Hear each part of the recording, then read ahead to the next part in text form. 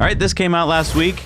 A Model Y in what appears to be Giga, Texas. This was an Instagram picture. It was brought up on Twitter. It appears to be taken by like a factory worker at Gigafactory, Texas. Now, lots of conjecture going around the internet, and I think we should just walk through how my decision tree works in my head. Maybe you have a similar one.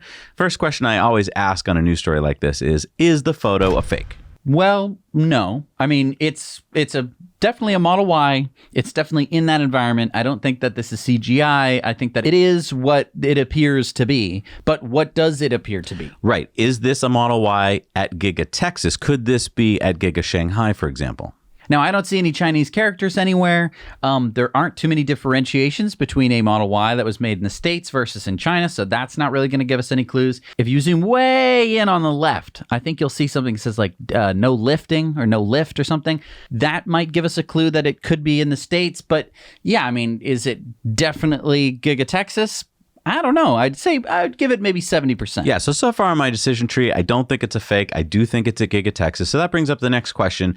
Is this a Model Y that was just built at Giga Texas, or is this some guy's Model Y or Tesla's Model Y that they brought in from, say, Fremont? Right, because, I mean, there are black Model Ys in the world, and you can drive to the Gigafactory. Could you have just driven it inside, snapped a picture, and driven away? I know that there's security and stuff, but... Key thing here, I think, is that there's another Model Y behind it on the machine. So I don't think this was just like one of the guys' Model Ys. I think this was actually brought in by Tesla, a bunch of Model Ys, probably a truckload, to start figuring out things in the factory, to start training workers, to make sure that the fitment and the machines were going to work properly.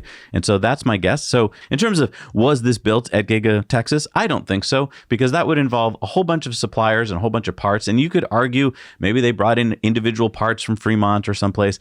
I don't think so. I think this is a pre-made car brought into Giga, Texas, so that they can train people and make sure that they can run the lines and so forth. That's my guess. And then the last question is this something that Tesla wanted us to see? So it's a Tesla taken photo, or is it really just a photo snapped by one of the workers walking by? Right. Now, if you take a deeper look at it, I think that this is coming from a cell phone. It doesn't have that much depth of field. It's also not that in focus. It's a little bit grainy, and it was taken in portrait.